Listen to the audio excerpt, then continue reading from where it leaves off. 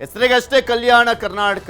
ಆ ಜನಪ್ರತಿನಿಧಿಗಳು ಮಾತ್ರ ಕಲ್ಯಾಣ ಆಗ್ತಾ ಇದಾರೆ ಬಿಟ್ರೆ ಆ ಜನರ ಗೋಳನ್ನಂತೂ ಕೇಳೋರಿಲ್ಲ ಅನ್ನುವಂಥ ಪರಿಸ್ಥಿತಿನೇ ಈಗಲೂ ಕೂಡ ಇರುವಂಥದ್ದು. ಕಲಬುರಗಿ ಸಿದ್ದಾರೂಢ ಕಾಲೋನಿನ ಜನರ ಗೋಳನ್ನ ತೋರಿಸ್ತೀನಿ. ಕಲಬುರಗಿಯ ಸಿದ್ದಾರೂಢ ಕಾಲೋನಿ ಜನರ ಗೋಳು ಹೇಳತ್ತಿರೋದು. ಯಾಕೆಂದ್ರೆ ಮೂಲಭೂತ ಸೌಲಭ್ಯಗಳೇ ಇಲ್ಲ ಅವರಿಗೆ.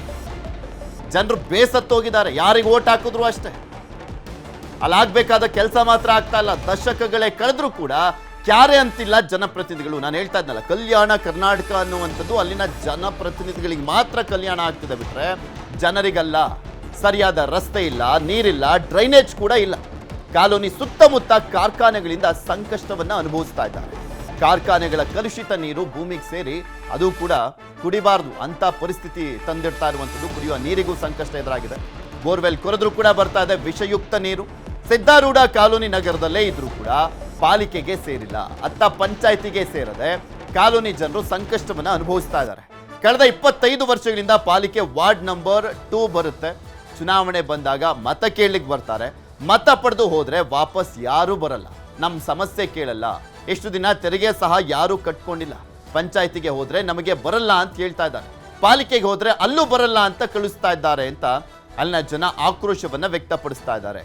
ಯಾರಿಗೆ ಹೇಳೋಣ ನಮ್ಮ ಪ್ರಾಬ್ಲಮ್ ಹಂಗಾದ್ರೆ ಅಂತ ಕೇಳ್ತಾ ಇದ್ದಾರೆ.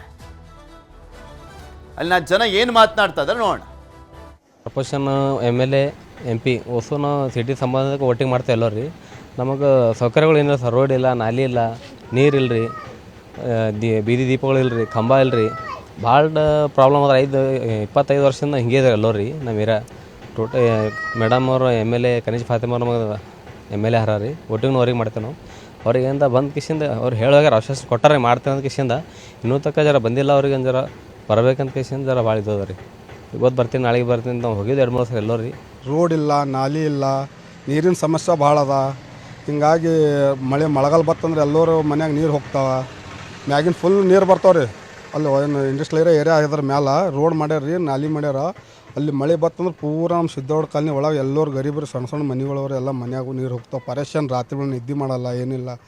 ರೋಡ ನಾಲಿ ಭಾಳ ಪ್ರಾಬ್ಲಮ್ ಅದ ರೀ. ನಾವು ಅದು ಮಾಡ್ತೀವಿ. ಇದು ಹೋಗ್ಲಿಕ್ಕೆ ಬರ್ಲಿಕ್ಕೆ ಭಾಳ ಪರೇಶಾನ್ ಹೊಂಟಾದ್ರಿ. ಲೈಟ್ ಇಲ್ಲ. ನಾವು ಮುದುಕರು ಎಲ್ಲರೂ ಭಾಳ ಪರೇಶಾನ್ ಅದಾವು.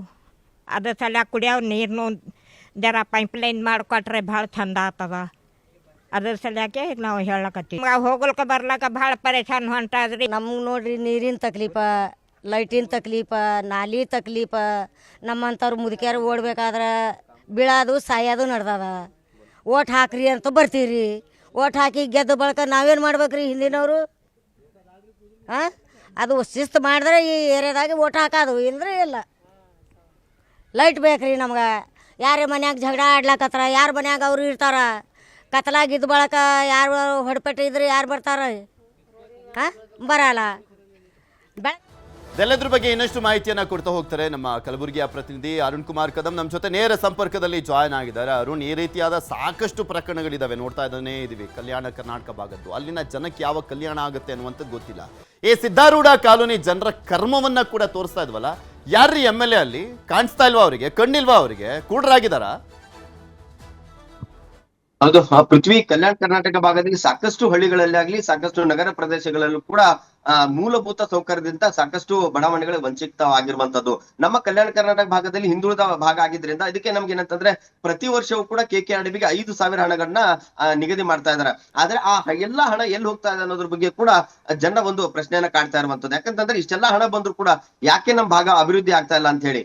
ಇಷ್ಟೆಲ್ಲ ಏನಂತ ಈ ಒಂದು ಕಲಬುರಗಿಯ ನಗರ ಪ್ರದೇಶದ ಹೊರವಲಯದಲ್ಲಿ ಇರುವಂತ ಇದು ಸಿದ್ದಾರೂಢ ಕಾಲೋನಿ. ಇದು ಕಳೆದ 30 ವರ್ಷಗಳಿಂದ ಈ ಬಡಾವಣೆಯಲ್ಲಿ ಸುಮಾರು 1000ಕ್ಕೂ ಅಧಿಕ ಜನ ಇಲ್ಲಿ ವಾಸವನ್ನ ಮಾಡ್ತಾರೆ. ಆದ್ರೆ ಇಲ್ಲಿದ್ದಂತ ಜನರಿಗೆ ಕನಿಷ್ಠ ಮೂಲಭೂತ ಸೌಕರ್ಯಗಳು ಕೂಡ ಇಲ್ಲದೆ ಆ ಮೂಲಭೂತ ಸೌಕರ್ಯದಿಂದ ಇಲ್ಲಿ ಎಲ್ಲಾ ಜನ ವಂಚಿತರಾಗಿರುವಂತದ್ದು. ಮಳೆಗಾಲ ಬಂದ್ರೆ ಸಾಕು, ಇಡೀ ರಸ್ತೆ ಏನಂತಂದ್ರೆ ಕೆಸರು ಗದ್ದೆಯಿಂದ ಕೂಡಿರುತ್ತೆ. ಮಕ್ಕಳು ಶಾಲೆಗೆ ಹೋಗ್ಬೇಕು. ಅಲ್ಲಿದ್ದಂಥವ್ರು ಎಲ್ಲರೂ ಕೂಡ ಲೇಬರ್ ಕ್ಲಾಸ್ ಜನ ಇರೋದ್ರಿಂದ ಪ್ರತಿನಿತ್ಯ ಕೂಡ ಕೂಲಿಗಾಗಿ ಬೇರೆ ಬೇರೆ ಕಡೆಗಡೆ ಹೋಗ್ತಾರೆ. ಆದ್ರೆ ಮಳೆಗಾಲ ಬಂದಂತ ಸಂದರ್ಭದಲ್ಲಿ ಎಲ್ಲವೂ ಕೂಡ ಕೆಸರಮಯವಾಗಿದ್ರಿಂದ, ಕೆಸರು ಗದ್ದೆಯಿಂದ ಕೂಡಿದ್ರಿಂದ ಯಾರು ಕೂಡ ಮನೆಯಿಂದ ಆಚೆ ಬರಕ್ಕೆ ಆಗಲ್ಲ. ಹಾಗಾಗಿ ಅವರಿಗೆ ಏನಂತಂದ್ರೆ ಮೂಲಭೂತ ಸೌಕರ್ಯದಂತ ರಸ್ತೆ ಇಲ್ಲ, ಅವರಿಗೆ ಚರಂಡಿ ವ್ಯವಸ್ಥೆ ಇಲ್ಲ, ಕುಡಿಯೋ ನೀರಿನ ವ್ಯವಸ್ಥೆ ಕೂಡ ಮೊದಲೇ ಇಲ್ಲ. ಈ ಒಂದು ಇದು ಏನಂತಂದ್ರೆ ಇಂಡಸ್ಟ್ರಿ ಭಾಗದಲ್ಲಿ ಇರುವಂತಹ ಈ ಒಂದು ನಗರ ಬಡಾವಣೆ ಆಗಿದ್ರಿಂದ ಇಲ್ಲಿ ಏನಂತಂದ್ರೆ ಸಾಕಷ್ಟು ಫ್ಯಾಕ್ಟ್ರಿಗಳಿದಾವೆ. ಆ ಫ್ಯಾಕ್ಟ್ರಿಗಳಿಂದ ಕಲುಷಿತ ನೀರನ್ನ ಭೂಮಿಯಲ್ಲಿ ಬಿಡ್ತಾರೆ. ಆ ಬಿಟ್ಟಂತ ನೀರಿನಿಂದಾಗಿ ಇಡೀ ಏನಂತಂದ್ರೆ ಬಡಾವಣೆಯಲ್ಲಿ ಬರ್ತಕ್ಕಂತ ಬೋರ್ವೆಲ್ ನಿಂದ ನೀರು ಬರುತ್ತೆ, ಬಾವಿಗಳಲ್ಲಿ ಬಾವಿಗಳಿದಾವೆ, ಅವು ಎಲ್ಲವೂ ಕೂಡ ಕಲುಷಿತವಾದಂತಹ ನೀರನ್ನ ಇರುವಂತದ್ದು. ಅದು ಏನಂತಂದ್ರೆ ಕೆಮಿಕಲ್ ಮಿಶ್ರಿತ ನೀರು ಬರೋದ್ರಿಂದ ಯಾರಿಗೂ ಕೂಡ ಕುಡಿಯಕ್ಕಾಗಲ್ಲ. ಆ ಒಂದು ನೀರಿನಿಂದಾಗಿ ಮೈಗೆ ಜನ ಯಾರು ಅದನ್ನ ಸ್ನಾನ ಮಾಡ್ತಾರೆ, ಬೇರೆ ಬೇರೆ ಇದಕ್ಕೆ ಯೂಸ್ ಅನ್ನ ಮಾಡ್ತಾರೆ, ಅಂತ ಸಂದರ್ಭದಲ್ಲಿ ಅವ್ರಿಗೆ ಅಲರ್ಜಿನ ಕೂಡ ಆಗುತ್ತೆ. ಇಷ್ಟೆಲ್ಲ ಆಗ್ತಾ ಇದ್ರು ಕೂಡ ಇದು ಏನಂತಂದ್ರೆ ಕಲಬುರಗಿಯ ಉತ್ತರ ಭಾಗಕ್ಕೆ, ಉತ್ತರ ಮತಕ್ಷೇತ್ರದ ಪ್ರದೇಶಕ್ಕೆ ಒಳಪಡುವಂತದ್ದು. ಉತ್ತರ ಮತಕ್ಷೇತ್ರದ ಶಾಸಕಿ ಆದಂತಹ ಖನಿಜಾ ಫಾತಿಮಾ ಅವರು ಚುನಾವಣೆ ಬಂದಂತ ಸಂದರ್ಭದಲ್ಲಿ ಬರ್ತಾರೆ. ಅದಾದ ಬಳಿಕ ನಮ್ಮ ಯಾವುದೇ ಬಡಾವಣೆಗೆ ಆಗ್ಲಿ ನಮ್ಮ ಈ ಭಾಗಕ್ಕೆ ನಮ್ಮ ಜನರ ಸಮಸ್ಯೆಯನ್ನು ಕೇಳಕ್ಕೆ ಯಾವತ್ತೂ ಬರಲ್ಲ. ಚುನಾವಣೆ ಕಳೆದ ವಿಧಾನಸಭಾ ಚುನಾವಣೆ ಮತ್ತೆ ಲೋಕಸಭಾ ಚುನಾವಣೆಯಲ್ಲಿ ನಮಗೆ ಯಾವುದೇ ರೀತಿಯ ಮೂಲಭೂತ ಸೌಕರ್ಯಗಳನ್ನ ಸರ್ಕಾರದಿಂದ ನಮಗೆ ಸಿಗ್ತಾ ಇಲ್ಲ. ಹಾಗಾಗಿ ನಾವು ಜನಪ್ರತಿನಿಧಿಗಳು ವೋಟ್ ಹಾಕ್ತಾ ಇದೀವಿ, ಆ ಜನಪ್ರತಿನಿಧಿಗಳು ನಮ್ಮ ಕಷ್ಟವನ್ನ ಕೇಳ್ತಾ ಇಲ್ಲ. ಹಾಗಾಗಿ ನಾವು ಮತವನ್ನ ಹಾಕದೆ ಈ ಬಾರಿ ನಾವು ಮತದಾನನ ಬಹಿಷ್ಕಾರ ಮಾಡ್ತೇವೆ ಅಂತ ಹೇಳಿದ್ರು. ಆ ಸಂದರ್ಭದಲ್ಲಿ ಜಿಲ್ಲಾಧಿಕಾರಿಗಳಾಗ್ಲಿ ಅಧಿಕಾರಿಗಳು ಆ ಒಂದು ಬಡಾವಣೆಗೆ ಹೋಗಿ ಆಶ್ವಾಸನೆಯನ್ನ ನೀಡಿದ್ರು. ಏನಂತಂದ್ರೆ ಈ ಬಾರಿ ನೀವು ಚುನಾವಣೆ ನಿಮ್ಮದೊಂದು ಹಕ್ಕು, ಆದ್ರೆ ನೀವು ಹಕ್ಕಿನಿಂದ ವಂಚಿತರಾಗಬೇಡಿ, ನೀವು ಸೂಕ್ತವಾದಂತ ವ್ಯಕ್ತಿಗೆ ಮತದಾನವನ್ನು ಮಾಡಿ ನಿಮ್ಮ ಮೂಲಭೂತ ಸೌಕರ್ಯಗಳನ್ನು ಅವರು ಈಡೇರಿಸ್ತಾರೆ ಅಂತ ಹೇಳಿ ಭರವಸೆಯನ್ನು ಕೊಟ್ಟಿದ್ರು. ಇದು ಏನಂತಂದ್ರೆ ಮತದಾನದಿಂದ ಬಹಿಷ್ಕಾರದಿಂದ ಬಹಿಷ್ಕಾರ ಹಾಕ್ಬೇಡಿ, ಎಲ್ಲರೂ ಕೂಡ ಮತದಾನ ಮಾಡಂತೆ ಮನವೊಲಿಸಿದ್ರು. ಆದ್ರೆ ಇದು ಏನಂತಂದ್ರೆ ಪ್ರತಿ ಬಾರಿಯೂ ಕೂಡ ಚುನಾವಣೆ ಬಂದಂತ ಸಂದರ್ಭದಲ್ಲಿ ಜನಪ್ರತಿನಿಧಿಗಳಾಗ್ಲಿ ಅಧಿಕಾರಿ ಆಗಲಿ ನಮ್ಮ ಬಳಿ ಬರ್ತಾರೆ. ಈ ಬಂದಂತ ಸಂದರ್ಭದಲ್ಲಿ ಕೇವಲ ಆಶ್ವಾಸನೆಯನ್ನು ಮಾತ್ರ ನೀಡ್ತಾ ಇರುವಂತದ್ದು. ಕಳೆದ 20-25 ವರ್ಷಗಳಿಂದ ನಾವು ಕಷ್ಟವನ್ನು ಅನುಭವಿಸ್ತಾ ಇದೀವಿ. ಒಂದೇ ಒಂದು ಚರಂಡಿ ಇಲ್ಲ, ನೀರಿನ ವ್ಯವಸ್ಥೆ ಇಲ್ಲ, ಡಾಂಬರ್ ಅಂತೂ ಮೊದಲೇ ಇಲ್ಲ. ಹೀಗಾಗಿ ನಾವು ಪ್ರತಿನಿತ್ಯವೂ ಕೂಡ ಕಷ್ಟದಲ್ಲಿ ಕಾಲನ ಕಳೀತಾ ಇದೀವಿ. ಇಷ್ಟೆಲ್ಲ ಆಗ್ತಾ ಇದ್ರು ಕೂಡ ಜನಪ್ರತಿನಿಧಿಗಳು ಚುನಾವಣೆ ಬಂದಂತ ಸಂದರ್ಭದಲ್ಲಿ ಬರ್ತಾರೆ, ಆದ್ರೆ ಅದಾದ ಬಳಿಕ ನಮಗೆ ಕಷ್ಟವನ್ನು ಕೇಳಲ್ಲ. ಹಾಗಾಗಿ ನಮಗೆ ಏನಂತಂದ್ರೆ ಮೂಲಭೂತ ಸೌಕರ್ಯಗಳಿಂದ ಇದು ಕೊಡಿ, ನಾವು ಬೇರೆ ಏನು ಕೇಳ್ತಾ ಇಲ್ಲ ಅನ್ನೋ ಮಾತು ಕೂಡ ಹೇಳ್ತಾ ಇರುವಂತದ್ದು. ನಮಗೆ ಏನಂತಂದ್ರೆ ಅಲ್ಲಿ ನೀರಿನ ಕಲುಷಿತ ನೀರು ಬರೋದ್ರಿಂದ ನಮಗೆ ಪೈಪ್ಲೈನ್ ಮಾಡೋದ್ರ ಮೂಲಕ ನಮಗೆ ನಳದ ವ್ಯವಸ್ಥೆಯನ್ನ ಮಾಡಿದ್ರೆ ನಮ್ಗೆ ಅನುಕೂಲ ಆಗುತ್ತೆ ಅನ್ನೋ ಮಾತು ಕೂಡ ಹೇಳ್ತಾ ಇರುವಂತದ್ದು. ಪೃಥ್ವಿರಾಜ್, ಓಕೆ, ಧನ್ಯವಾದ ಅರುಣ್ ನಿಮ್ಮೆಲ್ಲ ಮಾಹಿತಿಗಾಗಿ. ಅಲ್ಲಿನ ಜಿಲ್ಲಾಧಿಕಾರಿಗಳು, ಸಿಇಒ ಆಗಿರ್ಬೋದು, ನಗರ ಪಾಲಿಕೆ ಆಯುಕ್ತರಾಗಿರ್ಬೋದು, ಹಾಗೆ ಅಲ್ಲಿನ ಶಾಸಕರು ಅಲ್ಲಿನ ಜನಕ್ಕೆ ಬದುಕಿದ್ದೇ ಆಗಿದ್ರೆ, ನೀವು ಅವ್ರ ಪಾಲಿಗೆ ಬದುಕಿದ್ದೇ ಆದರೆ ಒಂದು ಸ್ವಲ್ಪ ಕೆಲಸ ಮಾಡಿಕೊಡಿ. ಮೂಲಭೂತ ಸೌಕರ್ಯಗಳೇ ಇಲ್ಲ, ಇನ್ನು ಎಷ್ಟು ವರ್ಷ ಅಂತ ಪಾಪ ಕಾಡಿ ಬೇಡ್ಕೊಂಡು ನಿಮ್ಮನ್ನು ಕೇಳ್ತಾರೆ. ಪಾಪ ಒಂದು ರಸ್ತೆ ಇಲ್ಲ, ನೀರಿಲ್ಲ, ಡ್ರೈನೇಜ್ ವ್ಯವಸ್ಥೆ ಇಲ್ಲ. ಇಂಥ ಸಂದರ್ಭದಲ್ಲೂ ಕೂಡ ಬದುಕ್ತಾ ಇದ್ದಾರೆ. ವೋಟ್ ಬಹಿಷ್ಕಾರ ಹಾಕಿದ್ರೆ ಬಂದು ಕಾಲಿಡಿತಾರಂತೆ, ಇಲ್ಲ ಸರಿ ಮಾಡಿಸ್ತೀವಿ ಅಂತ. ಹೋಗ್ರಿ, ಬದುಕಿದ್ರೆ ಒಂದು ಸ್ವಲ್ಪ ಕೆಲಸ ಮಾಡಿಸ್ಕೊಡ್ರಿ.